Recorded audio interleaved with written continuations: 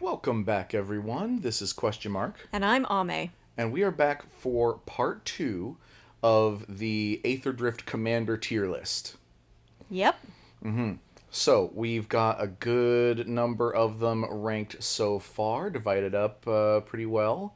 And the next one on our list is the Mimeoplasm. So, let's just jump right back in. All right. X mana, black, green, blue. As Mimeoplasm enters, exile up to X creatures from your graveyard. It enters with 3+1/+1 counters on it for each creature card exiled this way. All right. And for 2 mana, Oh. Mimeoplasm becomes a copy of target creature, card exiled with it. Except it's 0/0 and has this ability. Huh. Okay, this one's a little difficult to wrap my head around. So, um, Okay. what are those colors called? Sultai?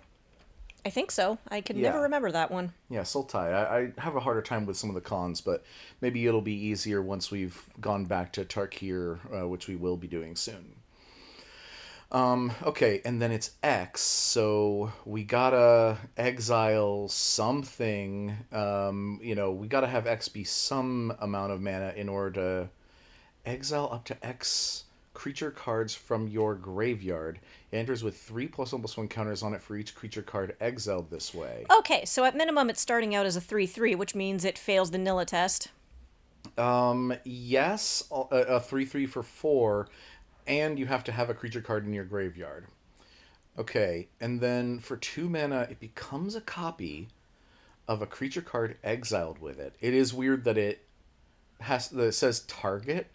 So you have to Okay. copy it off of something that was exiled when when you summoned it. Well, yes, in fact, creature card exiled with it. Okay, so in the past, there has been a distinction between cards that are exiled, like with the current permanent, or there are some other cards that allow you to keep track of something from like one life to another. I'm trying to think of an example. I think it's like exiled with hit counters. So, um, okay, I'm sorry to be doing a search here because I can't remember the name of some of this. What hit counter? It has 108 cards? No, that's okay.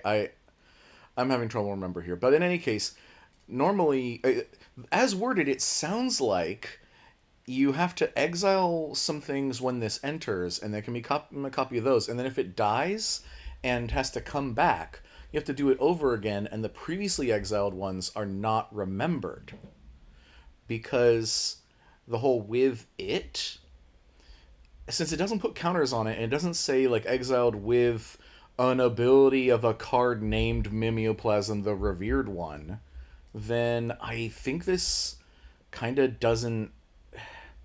Honestly, I think this card's bad. I think I can see what they're aiming for flavor-wise, that things have gone before Mimeoplasm becomes, but basically you have to have already lost some good cards in order for this to be remotely useful, is what I'm understanding about it. Yeah.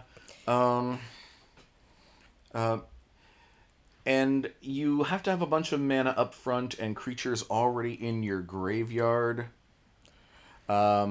And that's not necessarily hard, but then it costs like at least 4 mana before you even get going. What am I doing here? Legendary creature that cares about counters. It needs to be more than that. The card I'm thinking of is black and blue and something else. This is my Atrada does something like that. You exile a creature that player controls and put a hit counter on that card. Then that player loses the game if they own 3 or more exiled cards with hit counters on them, and Atrada shuffles. Well, its owner shuffles it into their library.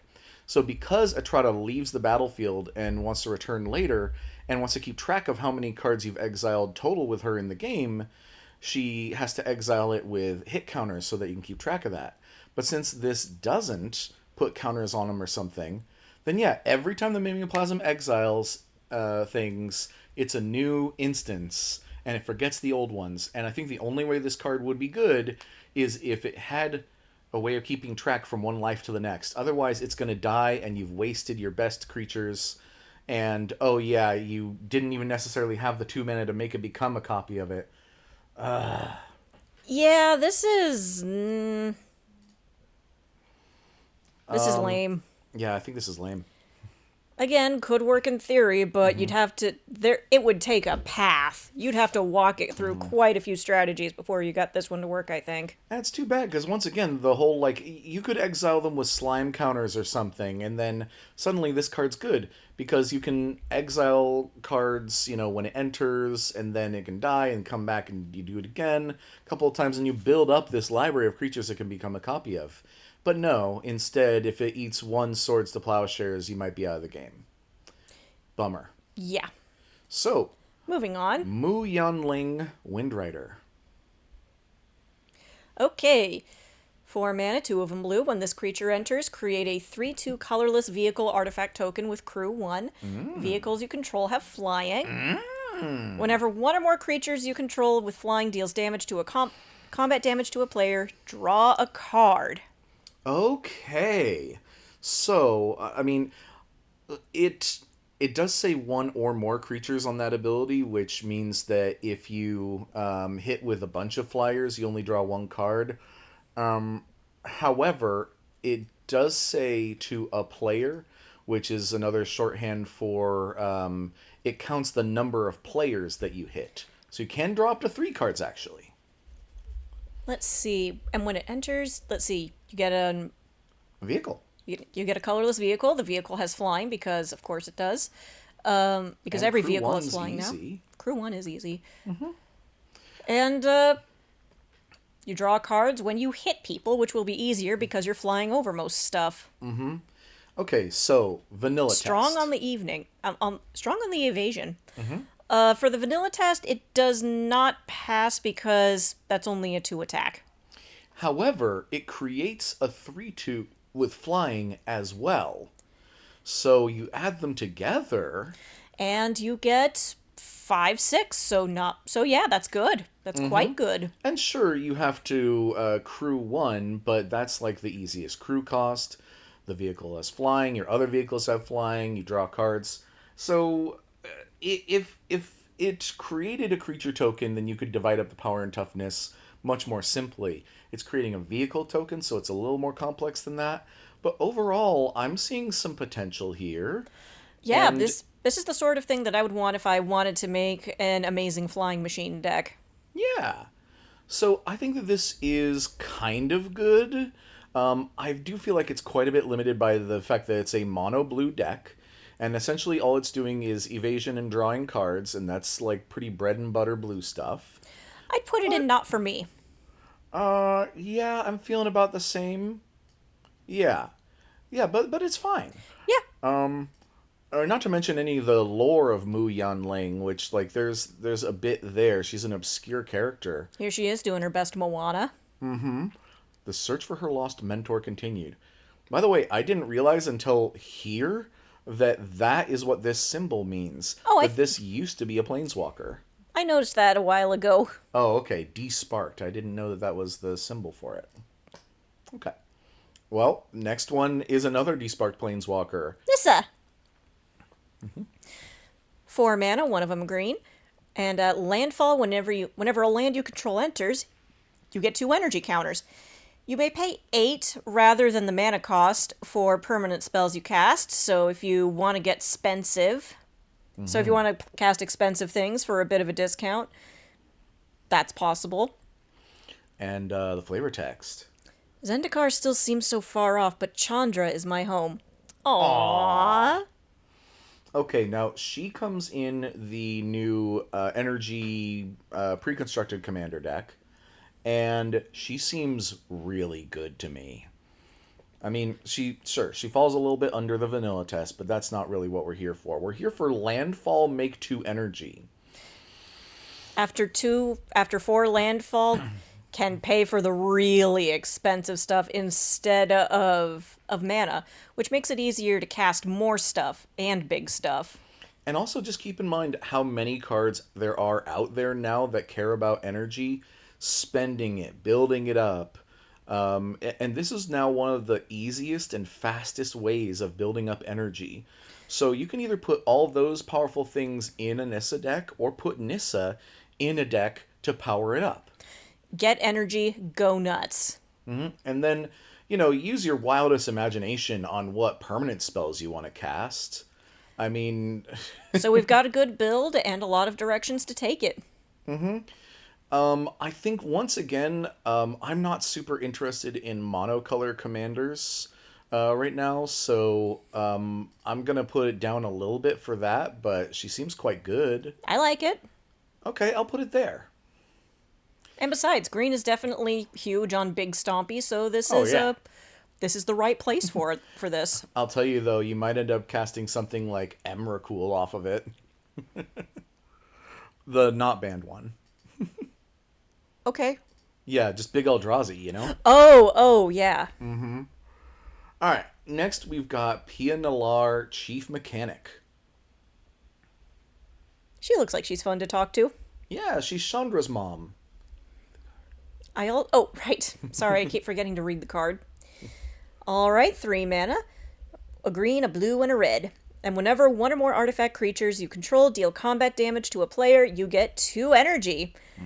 At the beginning of your end step, you may pay 1 or more energy, and if you do, you create an XX colorless vehicle artifact token named Nalar Aetherdrift with flying and crew 2, where X is the amount of energy spent this way. Okay. So get energy, make vehicles. And just like one of the recent commanders we were talking about there, it says 1 or more artifact creatures, which is like bummer, so it doesn't trigger for each creature, but to a player, so it does trigger for each player. So again, you want to attack multiple opponents. So you can get up to 6 energy with a single attack, as long as 3 of your creatures get through. And with that 6 energy, at the beginning of your end step, you can get 6 vehicle artifacts. Sorry, a 6/6. You get a 6/6. So the more people you hit, the fancier your car is. And the car flies and has crew 2, which is a Not really bad. easy crew cost. Obviously, she can crew the car. So every turn you can just make more and more cars for, for energy. You can build up to one big one. A variety of things like that. Yeah. And she is in a different color combination for what energy has been in mostly. These days has mostly been in Jeskai, and she's Teamer. So she's the alternate commander of the Commander Precon, and seems kind of strong. It is bridging the gap between energy and vehicles, and that's neat and might provide some niches. I don't know if it's super strong. So let's see. I'm thinking either I like it or not for me. I'm thinking, okay, how good is this? I'm thinking it might not actually be super good now that I think about it here, because you've got a hit with artifact creatures, and the payoff is that you make a pretty good-sized vehicle, and that flies. It seems like some hoops to jump through, and the payoff is only so-so. So I'm thinking I'm going to just Possibly put it down has 1 or 2 more steps than it needs to be super good. So, not for me. It's fine. here. Yeah. Okay. Then on to the next one. We've got Redshift Rocketeer Chief. That is a bomb-ass name for a goblin, okay? Especially one that drives cars. Yes. Okay, so that's a green and a red with vigilance. Tap it to add X mana of any one color, where X is Redshift's power, so 2 by default. Spend this mana only to activate abilities. Huh. Okay. Seems a little specific. Yeah. And the exhaust ability is for 10 mana, plus a red and a green. So 12 total. Put any number of permanent cards from your hand on the battlefield. Oh! Basically, spend a lot in order to get the alright everybody charge. Yeah, so But then they'd still have summoning sickness, wouldn't they? So yeah. unless but, you're leaning on haste. So here's the thing. I mean, and you could very well be leaning on haste. Plenty of red cards and green cards have haste, and a few give it, more than a few red ones. So I could definitely see that, but also you can activate both of those abilities at instant speed. So you could be like, all right, end of your turn, ba ba ba bam, drop everything, untap, swing. Basically, this is the guy that calls in the airstrike. Mm-hmm. In fact, I think that once you get close to this number, you just hover your finger over the button and go like, is it time? Are you guys gonna make me push it? Who's gonna make me push it? And then, yeah, probably at the end of somebody's turn, but also maybe like right after, I don't know, maybe not a board wipe, but there's a lot of ways of doing this. But in order to make extra mana, you got to make Redshift's power greater. And then what it does is activate abilities. So honestly, there is some potential here, but also just like That's pricey. dropping. Oh, yes. Oh, and that ability can pay for that ability.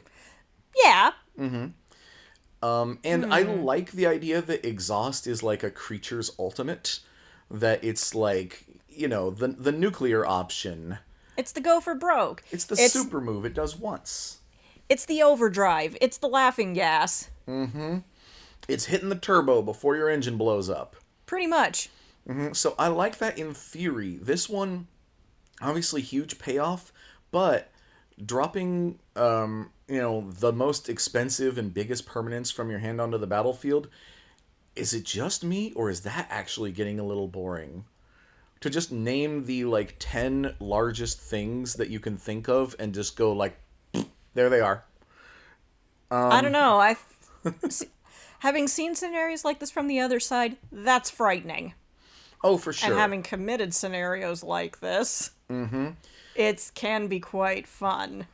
I think one of my goals when I'm building commander decks is that I want to see cards and ideally even strategies that I haven't seen before for my own sake and for other people's sake. So, and I don't think that this is like crazy good because you can't spend the mana except to activate abilities. 12 is a million. But 2/3 vigilance for 2 that has extra stuff written on it is not bad to begin with. So, how do you feel? I I would say it's either a low I like it or a high not for me. I feel the same. Sadly, I Leaning do towards kind not of for like me. the flavor on it. Actually, wait, we forgot to look at the alternate art. Oh yeah. Oh yeah. Hey, Look hot at this pink guy. hair. Look at this guy. And there's, I don't know, ribbons and confetti and stuff going on, and all debris fire. and fire. This Yeah. goblin is this is a happy goblin. Yeah. Also, I remember that the Rocketeer team comes from a plane where the goblins worship Boost God. Yes. All Not- caps. yeah. Boost God. Not the Boost God, and Boost not God. capital B, lowercase the rest, all caps Boost God. So, good for them. Now then, we go on to a frog after my own heart. But you go ahead. Sabsunan Luxa Embodied. 3 plus green plus blue. Reach, trample, indestructible. And Sabsunan can't attack or block unless it has an even number of counters on it. 0 is counted as even for the purposes of this. And at the beginning of your first main phase, you put a 1/1 counter on her, and then if it has an odd number of counters on it, you draw 2. Okay, so imagine how this plays out if you just play her on your own. Well, she starts off being able to attack and block, barring summoning sickness, obviously. Oh yeah, she enters the battlefield with no counters, so she would be able to attack, except she doesn't have haste built in. But there are some solutions to that. And she can block. And at the beginning of your first main, then she gets a 1/1 counter.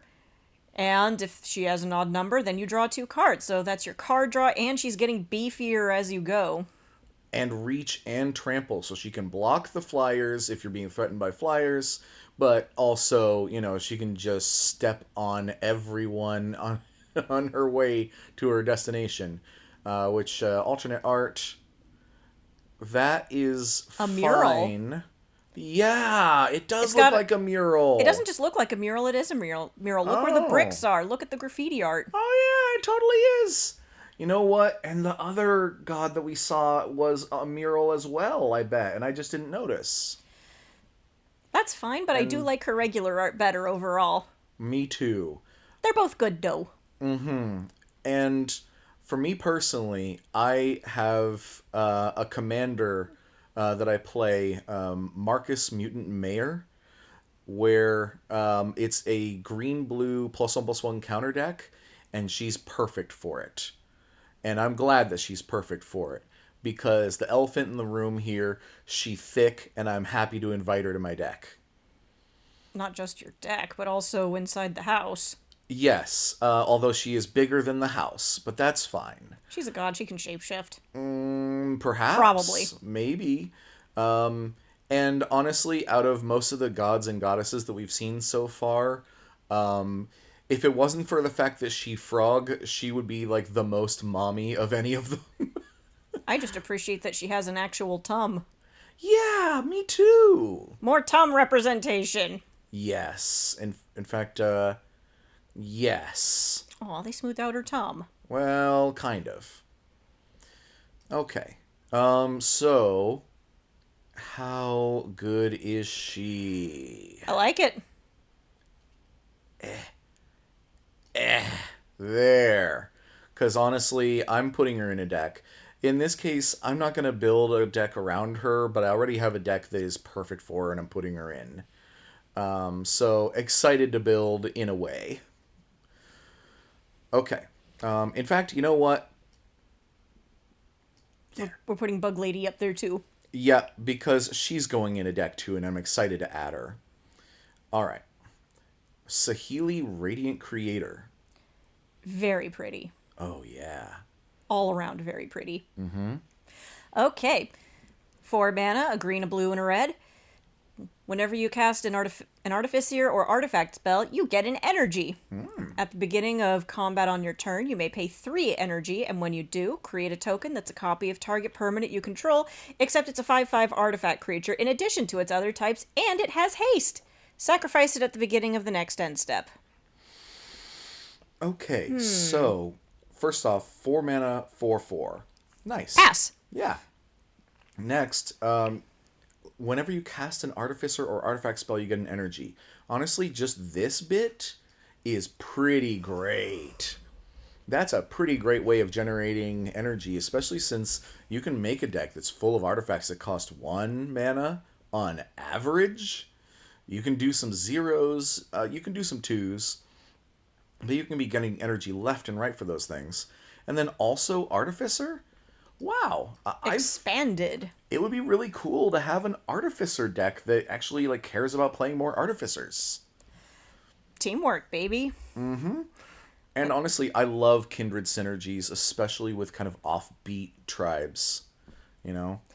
At the beginning of combat, when you pay 3, you get a token that's a copy of one you control, except it's a 5/5 artifact, so I guess that scores you another energy.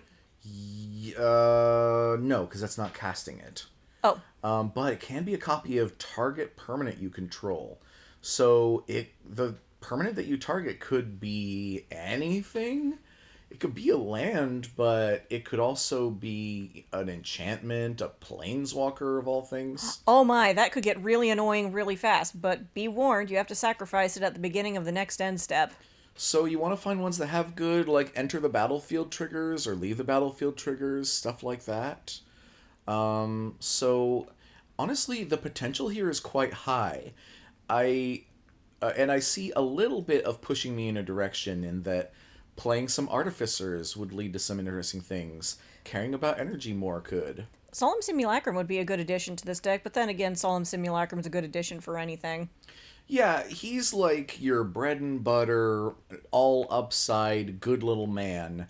He's not terribly efficient, he's not terribly powerful, but he's always good. But when you copy him, he's a 5/5 artifact creature. But then you make a 5/5 copy of him, you get to draw, and then he gets sacrificed at the end step, and you get that Wait, am I getting the It's the other effect? way around. You get a land first and then you draw a card later, but you're right that it will trigger both abilities. So Yeah. yeah, that's actually, now that you mention it, that is a really solid use of Solemn Simulacrum here. Because there aren't a whole lot of creatures that have an enter and leave the battlefield trigger that are worth doing. And Solemn does have both. So cool. He comes, he goes, and you're better off for it. And where is she? There she is. I'm debating the I I like like it. it. Yeah, I think so. And she is the kind of lead singer of the actual commander deck. So good that she has so much power and flexibility. Okay, who's next? Samut, the driving force. Who, as you can see, does not want to be here. And given that those are war hippos. All right. 6 mana, 1 red, 1 green, 1 white. First strike, vigilance, haste. Good, the triple threat. Start your engines! And other creatures you control get plus X plus O, where X is your speed. So that's a minimum of 1 and a maximum of 4. Non-creature spells you cast cost that much less to cast, where X is your speed. Holy crap. Speed for discounts. Oh my. I mean, We do not break for discounts in this deck. so it looks like she doesn't want to be there. It looks like she's about to be run down by chariots pulled by war hippos. And whatever the heck that is behind them. Yeah, some kind of maelstrom. Yeah. Except that is not the case. She can run as fast as those vehicles on foot. She still looks upset. I think that she is running away because everyone's running away, and she's maybe like warning people and leading the retreat, leading the escape. I think she's saying that she wish she got a face protector. And There has Hazoret's back got to there. there has got to be sand and bugs just streaming into her eyes and mouth, and that is not good. That's why she's squinting at least, but she's yelling. What can you do? You gotta yell, I guess. I guess the bugs give extra protein. Also, that's a really fast snake, I guess. Snick. But yeah. Okay. But yeah, next time, face protector. So, vanilla test. Okay. Does not pass the vanilla test. That is 6 mana. None of your stats are at 6. Right. But we lost 1 power, or 1 toughness and 2 power in exchange for a lot of excellent things. I think this is more than a fair trade-off to get first strike, vigilance, haste, and start your engines that not only makes your other creatures have more power, but also makes your non-creature spells cost less. That is more than worth it if you ask me. And okay, so yeah, your creatures get between +1 and +4, and your non-creature spells cost up to 4 less to cast. I mean, those could be artifacts that are now free, like equipment. Those could be vehicles that are now free. This commander seems good and cool. Yeah. I gotta say, Discounts. Get your discounts. I didn't know about this commander going in here, but I like it. I am excited to build. This is one of the more interesting Start Your Engines cards, and I can see doing something different but familiar, and I like that. Okay. Sita Varma, Masked Racer. I like this lady. They're kind of radiating non-binary energy here. Oh yeah. And also looks like they're having the time of their life while everyone else is panicking. You want to read her? Yes, I got the hint. 1 green, 1 blue for a 2/3 human rogue, so we're passing the Nilla test. And only has an exhaust ability. X green green blue. Put X +1/+1 counters on Sita Varma. Then you may have the base power and toughness of each other creature you control become equal to Sita Varma's power until end of turn. Okay. I'm trying to figure out what X is. Oh, right. The X is the amount you paid in. Okay, so you have each other creature you control become equal to Sita Varma's power until end of turn. So this is in theory a go wide deck, because the more creatures that you have, the more powerful each mana that you put into X is? You just put two. You just put in two. Two. If X equals 2, so that's 2 extra, so that's 5 total. That gets you 3 plus 1, which means Seat of Arma would be 5 plus 4. That would be 5, 4. And Okay. then everybody else becomes 5, 4. Um, I think it's 5/6 because she's got more toughness than power. Oh, right. Sorry, I can't count. Okay, so yeah, I mean, how good this is depends on how many creatures you have and how much you are ramping.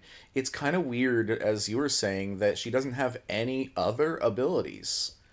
Like like you could have just thrown on like Ward 1 or something, or look at her, throw on haste. A green blue creature with haste would be wild, but like doing it every rare once in a while could work out. And that's 2 mana, which is a great cost, but it also doesn't. I guess that means you can kind of pull them out. I guess that means you can pull her out at pretty much any time. So I guess there's a threat value to that. Like, hey, I've been able to do this since turn 2, so.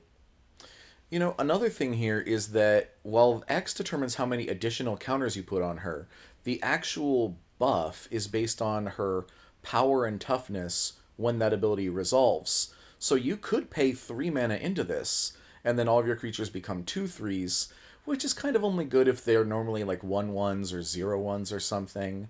But you could have something else attached to her that boosts her power. There's that. And like even like a bone splitter or something is just 1 to cast, 1 to equip. It gives her 2 more power, and then suddenly all of your creatures are 4/3s. Or oh, you know what? I think I may have the secret here. Oh? You use things like giant growth. Like you just pay 1 green and give her +3/+3, and then the rest of that to make all of your creatures into like 5/6s. Because that's probably the most efficient way of adding power and toughness to a single creature is to do it temporarily. All right, make big stompy, even if only for a little bit, and then go wild. All that said, she's questionable. Oof. Yeah, I mean, it doesn't pull you in any particular direction. Like, what kind of creatures? Should they be mana tappers, like dorks or something? No, because then they're not going to be untapped when you need to pay the X and make them big.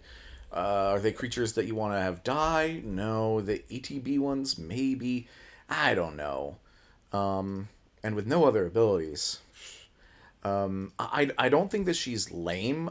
There's probably still some potential here. She makes good cards better sometimes, but yeah. It's a little dicey. Yeah. So let's go on to Temet Noctimoon's Will. The Bondage King. Ooh. Come on, I know I'm not the only one who was thinking it. You know who you are. Okay, so that's a 5 mana, a white, a blue, and a black. For 4/4, so we're passing the Nilla test. He's got Vigilance and Menace. Whenever you attack, draw a card, then discard a card. Whenever you draw a card, zombies you control get 1/1 till end of turn. So we want zombies, we want a full graveyard, we want a curated hand, and we want people to have to put more than one creature toward blocking us. And he actually doesn't pass the vanilla test because he's a 5 mana 4/4. That's what I said. He doesn't. Oh, I thought you said he did. I said we aren't passing the Nilla Oh, test. okay. But Vigilance and Menace are a pretty good trade-off for it. And then we have 2 more upsides. Good, because commanders need to have more interesting abilities than a couple of keywords, ideally. But yeah, okay, whenever you attack, draw a card and discard. Whenever you draw a card, zombies. And it does say zombies you control, not other zombies. So actually, guess what? When you attack, you draw a card. When And then you he draw a gets a little card, bigger. zombies get bigger. So actually, he's a 5/5 Vigilance Menace when you attack with him. Okay, so not bad, not bad. And honestly, Esper colors are pretty solid at the whole, like, discard a card for a benefit, and zombies care about the graveyard a lot. Honestly, this seems really It feels good. like everything is working. I see the gears fitting together nicely. Yeah, yeah. And I'm not a big fan of zombies, but Amonkhet did the black-white zombies, Innistrad did the black-blue zombies. This is one of the best commanders I've seen for putting them together. Yeah. And honestly, I'm a little bored of like mono black zombies, but this I like. Yeah. Oh yeah, and of course it's got the card draw built in and the like buffing built in. It can attack and block. Love that. Love all of this. I love how his costume matches his colors. Hmm. We've got purple elements in there for the black. We've Mm-hmm. got gold and white for white. We've got blue. Mm-hmm. Yeah, it's all Some there. He's very excellent. that is high fashion in the world of magic, okay? Absolutely. And now we have the finger dragon. The finger dragon. Actually, it's a finger dinosaur, but whatever. Okay. Okay, so that's 5 mana, 3 of them green for a 9/7. The Fang Druids call it the World Tyrant, for it has consumed entire ecosystems that keeps suspended in its core. To look upon it is to see the world as it was eons ago. Okay. Think if we cut it So open, we'd find Geppetto? no, because it can't swim. It's not in the ocean. But Oh, I bet also, it could swim. oh well, okay, but it's not a fish. Okay, but you see what I'm messing. I do, I do. And also, are those like meteors falling from the sky? Quite possibly, and those are little tiny trucks running under its feet, hoping it doesn't step on the road. And a couple of thopters, which I believe are like um, kind of a combination of Lakitu's jobs across the Mario franchise. Like he's the cameraman in Mario 64, which I think those are camera people. Yeah. And he's also like the roadside assistant that pulls you up back onto the track in Mario Kart. Thop, thop, thop, thop, thop, thop, thop, thop, thop, So I thop, think thop, the thop, thopters are thop, both thop, of thop, those thop. things. Sorry, every time I hear the word thopter, I have to go thop, thop, thop, thop, thop, thop, thop, thop, thop, thop. Also, let's check the vanilla test. Yeah, we're passing that. We're passing that. Holy shit. A 5 mana 9/7? I mean, I said at the beginning of this whole thing that the Muragondra vanilla creatures are way above curve. And if that alone is exciting enough or does something special for you, then cool. But I'd put it next to the last one of these that we found. well, I don't really see the special trait in it. If the crew thing that I talked about before, I mean, by the time that you have passed 5 mana, crewing for 9, there aren't any Oh crew costs yeah. that high, there aren't any saddle costs that high, and doing it after turn 5 is too slow to be very scary. The triple green here might matter for like devotion to green kind of strategy. This would be a mono green deck. If there are if you're playing a commander where it says like you exile something and then you care about the power, like the original Mimeoplasm would love to see a 9 power creature for so little mana, but I think this rate's pretty low. Yeah, I'd let's put it at questionable. I feel the same. Okay, and let's see, the Speed Demon. A big blue swirly glowy mess of whatever the fuck. Yeah, this guy's from Duskmorn. And it's we got 3 +2 black with flying and trample, so that's good. Start your engines, and at the beginning of your end step, you draw X cards and lose X life, where X is your speed. Oh, so the faster you go, the more likely you are to die. But you also get card draw, so there's risk and reward here, which kind of I think is the theme of the speed demon, its driver, and associated things on the team. Big risk, big reward. Caution is for those who falter. Okay, so this will always draw at least one card and always lose at least one life, and it does so at the beginning of your end step on the turn that you play it. So if you play it, you end the turn, you draw a card. Honestly, that by itself makes it slightly worth it that, like, worst case scenario, it has replaced itself, and then that's just the beginning. Because also, once your engines have started, then, even if they do a board wipe or something, you can continue to make your speed go up and then bring it back later to draw a bunch of cards. And vanilla test? Yeah, it passes the vanilla test. It's Yeah. 5 mana, 5 power, 5 toughness. And it's got a bunch of add-on abilities to boot: flying, trample, and the whole card draw thing. So I think this is pretty good, but it's not terribly exciting to me. The only mechanic that helps me like design an interesting deck is the start your engines, and there are a couple others that do that a little better.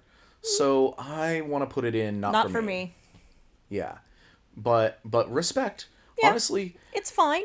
with all of these, if your commander is one of these, then we are friends. If your commander is one of these, I'm gonna probably enjoy this game. If your commander is one of these, I have respect for you. If your commander is one of these, I have questions. and if your commander is one of these, I feel like you've made a mistake, actually.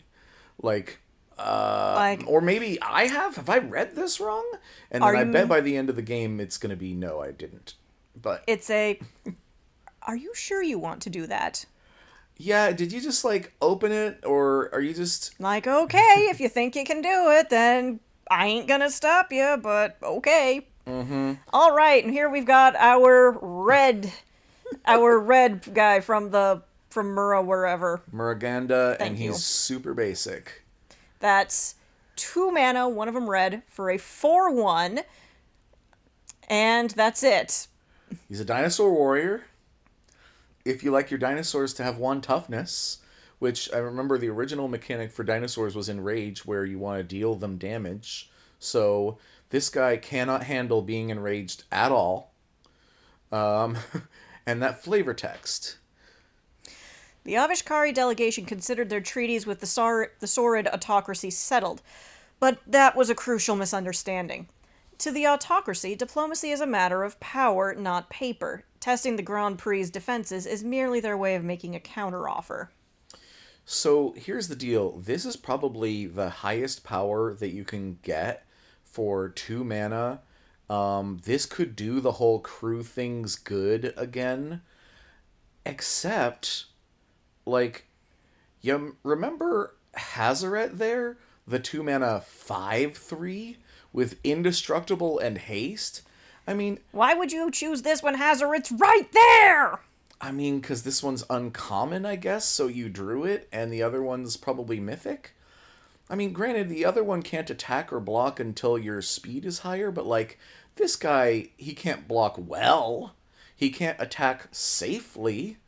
Doesn't even have haste. No haste, so yeah, he can't attack immediately, even if you had the speed or whatever. He can't crew the turn, or can he? I forget actually. I believe you can crew the turn you come out, but the vehicles can have some sickness if you crew them the turn they came out. So I think that we're dealing with some pretty slim pickings here. Yeah. So Lame. yeah, I'm thinking he's lame. Although you could show me something. Possibly, I would say a high lame or a low questionable. I think that just because of the fact that we have in the very same set a card with the same mana cost and more power, that she should be able to do everything that he does but better. Yeah. Probably. If you're choosing this, get off the floor. You have better options. I know, it's too bad that they printed those two in the same set so that Hazaret's always one-upping Tyrox. Bummer. This one I've been next- forward to because I am low-key planning on making him a commander in this deck that I'm trying to make for myself. Because Okay. I'm trying to be a little less dependent on QuestionMarc here to help me build my decks. Interesting. Okay. So I'm thinking that name might be pronounced Venwexit. Vinwexit? Vinwaxit? Vinwixit. Vinwixit.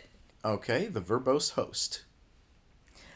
2 mana, one of them blue. Start your engines. You have no maximum hand size. And at your max speed, if you would draw a card, you draw 2. Racers, start your engines! So obviously he's the MC. Yeah. And look at that. Just look at this diva. Look at this fabulous little dandy. He Look at that little has. flag he's waving in the air and that sick coat with that cravat and the microphone. I love this I guy. love the microphone on a stick, and he's got this little like It's a transmitting headset. headset. Yeah, great. I'm in favor. And I guess that's some like view screen that he gets to use, and there's some giant engined thing. I guess it's the front of the race probably. This is the voice that will be with you throughout the race. Oh, and So, he's a 0-4, so unfortunately he's not passing the Nilla test. But well, except look at it this way: his toughness is his toughness two passes, his more. power does not. Well, his toughness is two more. His power is two less. So That I guess. balances out. Okay, so he's fine then. Although I would say power is usually more useful than toughness, but also, of course, you have these two abilities. You have no maximum hand size, and this is a little awkward in that it's the only card that we've seen with Start Your Engines and Max Speed that doesn't have any built-in way of increasing speed at all. But I guess that makes sense. He's not here to participate in the race. Yeah. He's a facilitator. He's an Yeah. announcer. Mm-hmm. What? Causing things to happen? That's someone else's job. And Oh! He looks even fancier here. oh yes, I love this. Is this like one of those guys from the Capitol in the Hunger Games? And the eye is so well rendered. Chris Seaman, great job. I wonder if. I wonder. Okay, so now that I'm noticing his little microphone is like right where it's up. It's up to his eyeball. Does he talk out of his eye? Oh, so the trailer for the set Aetherdrift does actually show him talking, where his eyelids move a little bit in time with his I words. thought that was just basic emoting. I'm pretty sure that he talks from like his bottom lid, like it's a lip or something. Oh my. So his voice is coming from there, from the seam between his eyeball and his lower eyelid. You might want to pull the microphone out a little bit so he doesn't splutter into it. Yeah, it does make you wonder though, if that's the case, what's that? If that's the microphone, what's that? So here's another possibility. What if he can't normally speak, but this is what modulates some power within him to create a voice that then the microphone picks up? Now I have so many questions. Yeah. Maybe he's like telepathic or something. So Still, and look this at is this what little creates the dandy. voice. He seems really neat. Now, how good is he as a card, as a commander? I think if you're playing this as your commander, then I think you're playing the Flying Men deck, which is a reference to this card called Flying Men, which looks like that. Yeah. Yeah, I mean, 1 mana, 1/1 with flying. You play that on turn 1. Turn 2, you play him, and you get your speed up to 2 on the first turn that you get him out. And then you pretty quickly get up to the rest of your speed. And then it's just drawing cards bonanza. You have no maximum hand size. So, it, it is a little bit more interesting than your most generic blue deck, because while it is just like good at drawing cards, it encourages you to play like cheap evasive creatures so you can get the speed up as soon as possible. So that provides a little bit of interest to me. So for me, I'm thinking I like it. I like it. I will probably make a deck with this guy, but I'm not sure if he'll be the commander or if he'll be in the 99. I'm still trying to figure out the particulars of this deck. Once again, a mono blue deck can be a little boring, unfortunately. So I think that if you want to have a truly exciting deck, you probably want him in the 99 of something a little wackier. I'm not sure who exactly your commander is. Maybe your commander is where is there another blue one that cares about speed? We'd have to scroll up to look at that. Yeah, Keep let's going. take another peek. Yes, you put him in the Mendicant core deck, but that's an artifact theme deck. It wouldn't do the Flying Men thing. Doesn't look like it. Yeah, I'm not sure. Now, okay, I maybe should have mentioned at some point that technically, officially, this set hasn't been entirely spoiled yet. There could be some That will surprises be, yet. yeah, and yet we're looking at like pretty much all the set being spoiled. They usually don't hold back much on legendary creatures. Those usually come a little earlier. It's usually just a few commons trickling in at the end. But so there could be one, maybe two other, legendary creatures that we're missing here. But I want to get this video out soon, and we should have this basically including everybody. So maybe there's still a chance that we get another blue plus something speed commander. But as it stands, I'm not entirely sure what to do with him. I'll figure something out. But on to winter. Okay, Winter. Cursed Rider. 2 mana for 3/2, which is good. Ward, pay 2 life. Artifacts you control have Ward, pay 2 life. Don't touch my stuff. Yeah. And his exhaust is 2 blue, black. Tap, exile X artifact cards from your graveyard. Each other non-artifact creature gets -X until end of turn. Basically, it's not so much as an I'm going for it as much as I'm holding y'all back. Well, Try not to die. -X can easily be a board wipe. Yep. And he does it just the once. And it's artifacts that are already in your graveyard, so I wasn't using them anyway. Basically, he's throwing junk at you until your car crashes. Okay, so first off, vanilla test. Pass. Oh yeah, pass with flying colors. He passes with a couple of beneficial abilities. Ward pay 2 life is actually a really poor ward because everyone can always pay it unless they've basically lost the game already.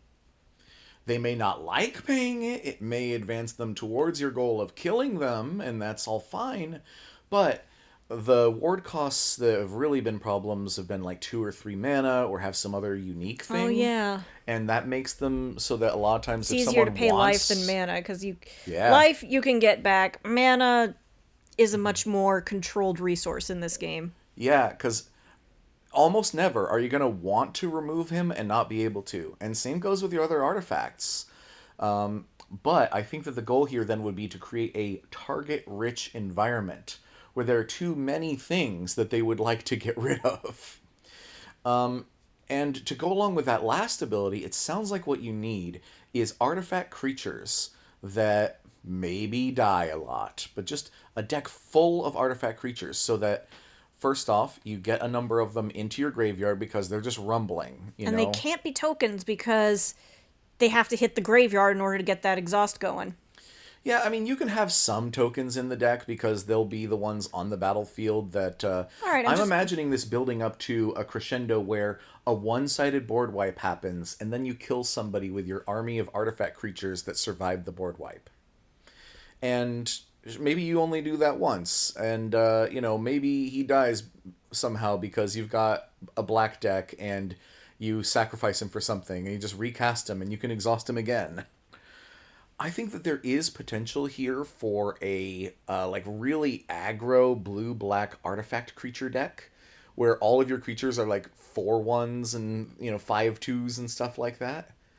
So it has potential, but I don't know how fun that'll be to play against or even with. Could be. Not for me. Yeah, I'm leaning towards that too, but it does have some potential. And then finally, we've made it to the end of our list. The last commander, who I haven't read this one yet, Zahur, Glory's Past. 1 white, 1 black for a 3/2, so we're passing the vanilla test. Start your engines and sacrifice another creature. Surveil 1, activate once each turn. Okay. Max speed, whenever a non-token creature you control dies, create a tap 2/2 black zombie creature token. Oh. Okay. Okay, so first off, I think you skipped over what might be the most important part. Zombie cat warrior. We have a black-white zombie cat warrior, and damn, he's beefy. In the art, anyway. Hold on, let's... Damn! Okay, he's... Made of muscle. He's daddy. I want to argue with that. You can't. I do not believe I have a strong case. No. I mean, I think that the overlap between the Cat Commander fans and the Cat Muscle Daddy fans is pretty large. I believe that's almost, at least almost a circle. Yeah, I imagine that a lot of the cat fans are going to be looking at this and going like, actually, that's a handsome cat man. That is a handsome cat man. That said, just like as a card, a 2 mana 3/2 with upside and upside, that's off to a great start. Wait, did I say a 3 mana? Well, 2 mana. yeah, 2 mana can come out on turn two, maybe even turn one if you pull a little bit of shenanigans, but probably turn two. And then he's an aristocrats commander. You know what he is? He's fucking Aristocats. Oh boy. We finally have an Aristocats deck. Uh, for all you Disney's kids from the 80s. And 90s. Aristocats. Well, the Aristocats is in the 80s, isn't it? 80s? Yeah, but I watched it a bunch in the 90s, so there. Okay, fine. I remember it just fine. Okay, and for those who don't know, the Aristocrats theme in Commander in Magic is playing lots of creatures that you want to sacrifice for benefit. And this guy has a sacrifice outlet, and the benefit of Surveil 1 is great. Activate only once each turn. Oh, that's a bummer. Ideally, you would be sacrificing like your whole army and doing something crazy some turns. But only once each turn doesn't mean sorcery speed. You can do it in the middle of combat. You can do it in response to someone targeting your thing with removal, and you just sacrifice. And that's benefit. once each turn, so your turn, your opponent's turn. Absolutely. Make sure you have a bunch of minions to sacrifice. Absolutely. And they can be real minions the first time around because of the whole non-token creature you control dies thing. Make a tapped zombie token. But the second time around, they'll be tapped zombie tokens. Yeah. So honestly, this guy has a lot going for him. I've built some Aristocrats decks before, and it's not super what I'm into, but I like it, or it's not for me. I don't know. I'm on the fence. Okay. What do you I'm think? leaning towards not for me. Leaning towards not for me. Okay, but it's got a lot going for it though. So in the And end, this is our list. Most of these are not for us, but closely followed by excited to build, and we like it. yeah, and a couple of these excited to build are like this one and this one are definitely going in the 99 of Commander decks I already have. But the rest of these seem like they could be really great commanders that I would love playing with or against. And once again, I'm hoping to see more of these at the table. This is fine too, has some potential. And yeah, this is where it starts to get a little like I don't know about all this, and then those ones Are you sure? probably just suck, which is too bad because the Mimeoplasm has a proud history, and Sultai Reanimator has a proud history. But that said, Aether Drift is shaping up to be a much cooler set than I originally thought it might be. I originally imagined the Hot Wheels set, and it was one of the ones I was least looking forward to. But seeing it now, I have some hype for it where I expected to have none. It's like it's got something. Plus, it's also kind of nice to see the multiverse just no holds barred doing something fun. We're Yeah. not fighting a war. We're not dodging corruption. We're not solving a murder. We're just having a race, you guys. Yes, it's going to be chaotic and a lot of people will die, but this really is meant to be a fun, happy thing. And I like it when sets are based around, okay, something good is happening for a change. Yeah, and I mean, granted, looking at the background of the art for Samut, it looked like something bad might be happening there.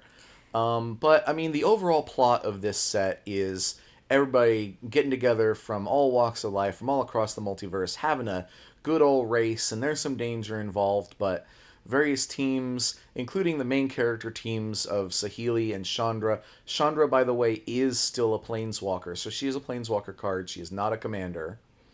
But she, like, makes a vehicle and then somehow crews the vehicle herself. It's great. So There are reasons to dislike this, but there are also plenty of reasons to like it too, so it's all good. yeah, and I don't see this set ending up as popular as, like in terms of sales as Outlaws of Thunder Junction, and I don't see it being as popular as Bloomborough, but I'd say it might be closer to Duskmorn or Foundations or something like that. In that we've got some good-hearted fun, we've got some pretty strong cards going on. We've even got a couple of bones thrown for some of the really high power stuff out there. And I think that kind of wraps up my analysis of this set's legendary creatures for Commander. All right. So, if you enjoyed this, let us know, and maybe we'll make another one when the next major set comes out. I would certainly like to be doing more things like this. If I'm you want okay with more, it. yeah, if you want more Magic the Gathering, let us know, but we're probably going to intermix it every once in a while with the gaming stuff. All right. That said, I think we're going to wrap things up here now, and I hope y'all have a good rest of your day. Bye bye. Bye.